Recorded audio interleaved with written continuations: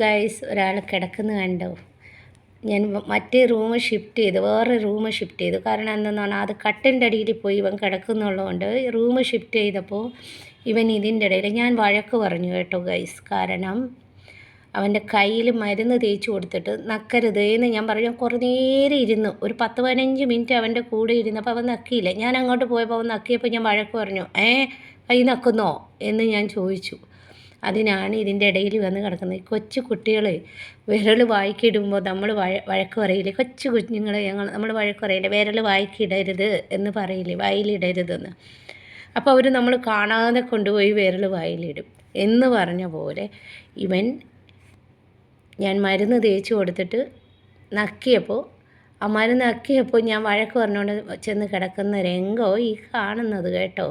കണ്ടല്ലോ ഗൈസ്, കണ്ടല്ലോ ഒരുത്തൻ. കുറച്ച് കഴിയുമ്പോൾ ഇങ്ങോട്ട് എണീറ്റ് വന്നോളൂ കേട്ടോ.